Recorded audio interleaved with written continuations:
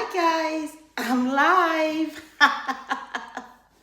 Good morning, good afternoon, good evening, wherever you're tuning in from. Today, I hope you're having a blessed day because I'm going to talk about the fear of abandonment. Oh yes.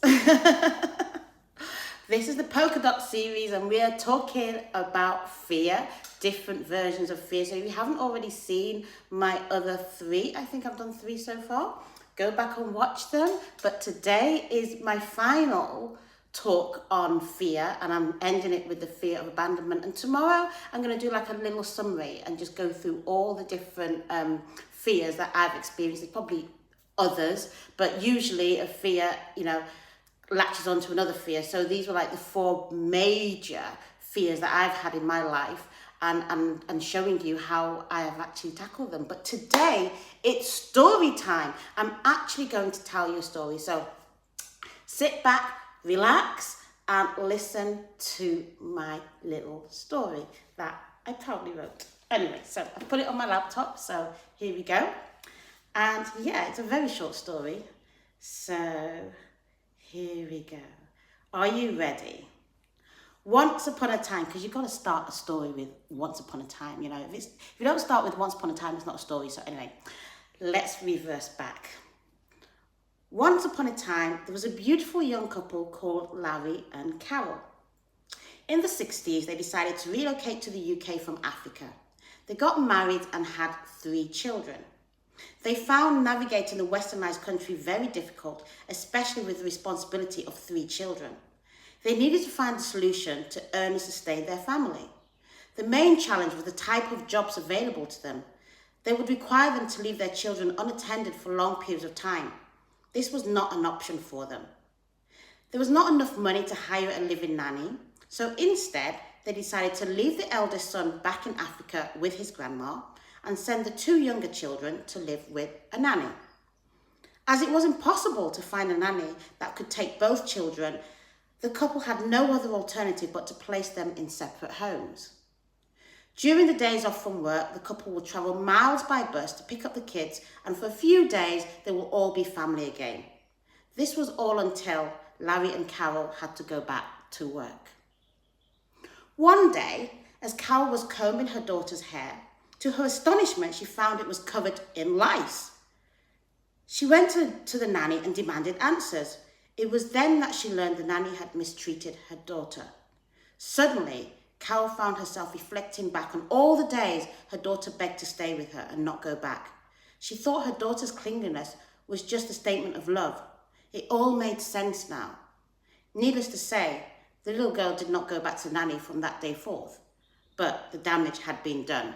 The fear of abandonment had set in and showed up regularly disguised in the life of the girl until one day. To be continued.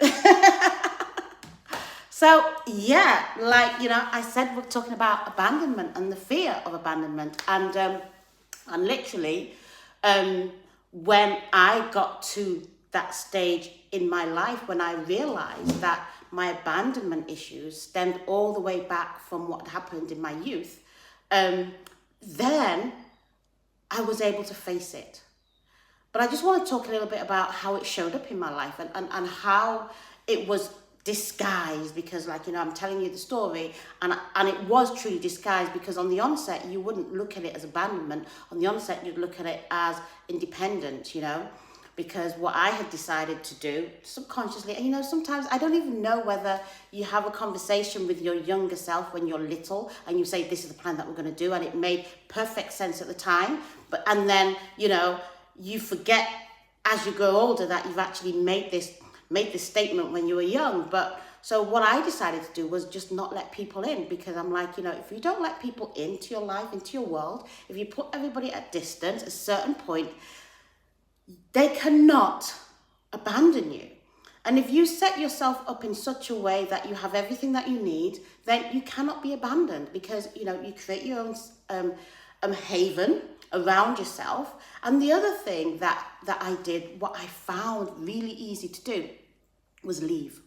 I found that it was so easy for me to leave an environment and set up a brand new environment and not even think about it, because I wasn't 100% invested. Because, you know, I had this fear that if I did become invested, like, you know, my parents, they left me. They left me in the hands of this person that was ill-treating me.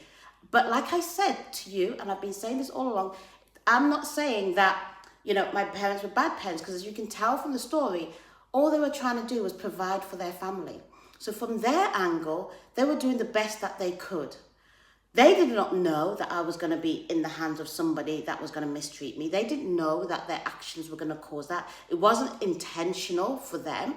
They were just looking, we need to put food on our table. The only thing that we can do is work late nights, early mornings, as many times as the options are available. And, you know, and the more privileged people will get the better job. So they did not have any option but to take what was dished out to them, which meant that they had to find a solution for their kids. So, and I tell you the story because I want you to be able to look at it from both angles. And obviously I don't talk much about what had actually happened to myself, and I don't talk about my full reactions, but one of the things that you noticed there was clinginess. And that's something that has actually been in my life for a long time, where, you know, I found like in certain relationships, I would cling on to the relationship even though the relationship was not right for me. Even though from the onset I could have left the relationship, but I would cling on because of the fear of being abandoned, of the fear of what would I be without this relationship? Who would I be without this person? All of those kind of things would go through my head. So it kind of like the way it showed up in my life was in so many different ways, but it was again disguised. Because like my mum looked at it like it was love. You know, people that I would cling on to would look at it like, oh my gosh, she loves me. Oh, she really does. But no, actually, it's not love. It's like, well, actually, I want to cling on you because I don't want you to leave me, kind of thing. Which is a total opposite to love. Because love, you let go, you know. And if it's yours, it returns back to you. If it's yours, it stays. You don't have to hold on to anything. You don't have to cling on to anything. You don't have to be, I have to have this. You don't have to scheme up ways or do all those kind of things. You don't need to do any of that in order for you to be loved. But it all comes back to what I've been saying before about your worth, about what you believe about yourself, and whose story are you listening to, you know? Who are you listening to? And that one day for me was the day when I truly believed, when God said, I will never leave you nor forsake you. And no, he's been saying that to me a lot, for a long time. And I've just been ignoring it because, hey, my ears are not tuned towards him. And also it's just like, I've heard it all before. This person's abandoned me, that person's abandoned me, that one. Friends, relatives, people, work, the lot. You can have the whole list. And then something in your ears like saying, I will never leave you nor forsake you. And then you're going to church and you're hearing, God will never leave you nor forsake you. And then you're looking at your Bible and you're hearing, I will never leave you nor forsake you. And you're like, what is all this about? Like, why are you even saying these things? Because at this point, you don't even know that your actions are as a result of the abandonment issues. You don't know. And it was only through a conversation that I had with my mum that I realized, because she's the one that told me this story. So the story I read, I've probably added a little bit and taken a little bit away just because. But the essence of the story is exactly the same. And when she told me that was when I realized that, yeah, that's it. That's why I've been acting in that way. And that's why I do that way. And that's why, and when you see fear, when you actually see it, you can call it out and then you can cast it out. And then it no longer has a grip of you. It no longer rules you. It no longer directs your path. It no longer, becomes your essence for existence, because you realize actually it's been fear all along. And fear is not reality. And that's the thing. It's a thought process of what could happen, what may happen. But unfortunately, when it comes to fear, you don't think of the good things. You think of the bad things. You think of the worst things. The worst things, how bad can it be, if for example, if I would leave this relationship, then I will be on my own. And if I'm on my own, then I will lose everything. And if I lost everything, nobody would love me. And if nobody loves me, then I'm going to be out on the street. And if I'm out on the street, I'm going to be a homeless person. If I'm a homeless person, then I'm going to die alone with nobody knowing me, loving me, seeing me, or anything. So I might as well just cling to this relationship. What? You know? So how much do you need to go through before you realize that it's time to get out? How many things do you have to not do because of fear? When fear stops you because you're like, well, actually, you know what? I've got to be perfect in everything, because if I'm not perfect, people are going to mock me. People are going to do this. Fear does so much. And when it comes to abandonment is it's a big fear. Is a big fear because it causes you to do so much things. But one of the biggest things that fear of abandonment does is that it strips you. It strips you of love. It strips you of the ability to love and be loved, you know? And I have experienced love. I have experienced what it's like to love somebody. And, you know, and that is one of the best feeling that you can have in the world. But if you've got fear of abandonment, you will not even allow yourself to love another person, because you're thinking this person's going to leave me. You're thinking, well, you know what, I can't invest my time, I can't invest my emotions. I can give you like the level of emotion that I'm prepared to give you, so that if for whatever reason it doesn't work out, I can walk away and still be okay.